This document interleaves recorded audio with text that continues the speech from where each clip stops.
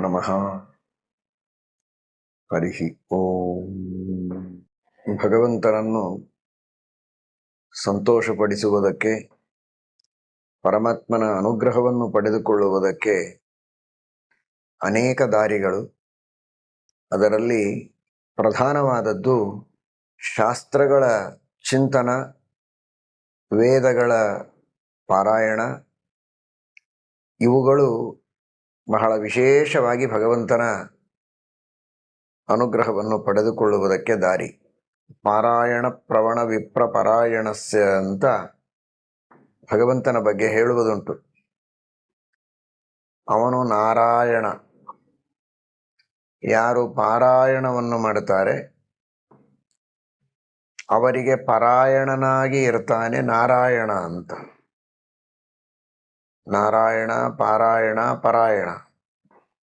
ಪಾರಾಯಣ ಮಾಡುವ ಭಕ್ತರನ್ನ ವಿಶೇಷವಾಗಿ ರಕ್ಷಣೆ ಮಾಡ್ತಾನೆ. ಅವರಿಗೆ ಆಶ್ರಯನಾಗಿ, ಉದ್ಧಾರಕನಾಗಿ ಭಗವಂತ ಮಾರ್ಗವನ್ನು ತೋರ್ತಾನೆ ಎಂಬುದಾಗಿ ಶಾಸ್ತ್ರಗಳು ತಿಳಿಸ್ತವೆ. ಅಂತಹ ಭಗವಂತನ ಪ್ರೀತಿಗಾಗಿ ಸದ್ವಿದ್ಯಾ ದರ್ಪಣ ಎಂಬ ಸಂಸ್ಥೆಯ ವತಿಯಿಂದ ನಮ್ಮ ಪ್ರಿಯ ಶಿಷ್ಯರಾದ ಪಂಡಿತ ನರಸಿಂಹಾಚಾರ್ಯ ಗೋಠೆ ಇವರು ಈ ಚಾತುರ್ಮಾಸ್ಯದ ಪ್ರಸಂಗದಲ್ಲಿ ಪ್ರತಿನಿತ್ಯವೂ ಒಬ್ಬ ವಿದ್ವಾಂಸರಿಂದ ಪ್ರವಚನ, ಒಂದು ದಿವಸ ಒಬ್ಬ ವಿದ್ವಾಂಸರಿಂದ, ವೇದಗಳ ಪಾರಾಯಣ. ಈ ಕ್ರಮದಲ್ಲಿ ವೇದಾಂತ ಮಂಜರಿ ಎಂಬ ಕಾರ್ಯಕ್ರಮವನ್ನು ಮಾಡಿ ಬಹಳ ಉತ್ತಮವಾದ ಭಗವಂತನ ಸೇವೆಯನ್ನು ಮಾಡಿದ್ದಾರೆ.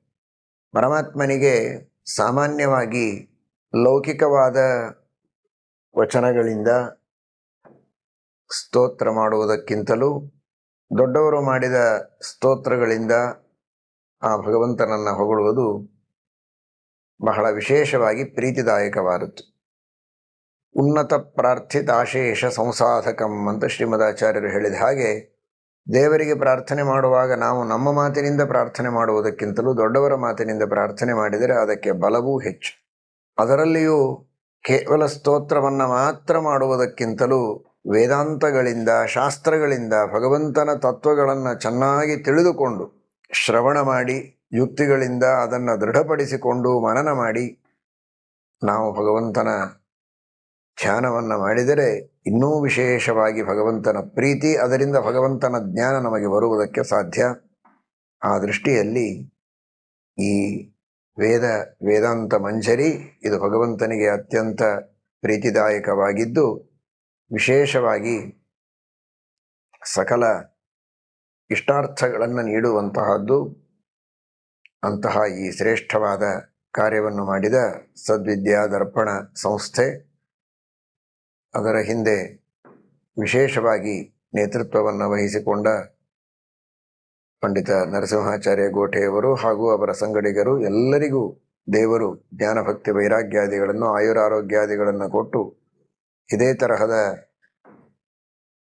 ವೇದವ್ಯಾಸ ದೇವರ, ಶ್ರೀಮದಾಚಾರ್ಯರ, ಟೀಕಾಕೃತ್ಪಾದರ ಎಲ್ಲ ಮಹಾಜ್ಞಾನಿಗಳ ಸೇವೆಯನ್ನು ನಿರಂತರವಾಗಿ ಇವರಿಂದ ಮಾಡಿಸಲಿ ಎಂಬುದಾಗಿ ನಮ್ಮ ಗುರುಗಳಲ್ಲಿ ಅಂತರ್ಯಾಮಿಯಾದ ಭಾರತೀ ರಮಣ ಮುಖ್ಯ ಪ್ರಾಣಾಂತರ್ಗತ ಶ್ರೀಮನ್ ಮೂಲರಾಮ ದಿಗ್ವಿಜಯರಾಮ ವೇದವ್ಯಾಸ ದೇವರಲ್ಲಿ ಪ್ರಾರ್ಥನೆಯನ್ನು ಮಾಡ್ತೇವೆ.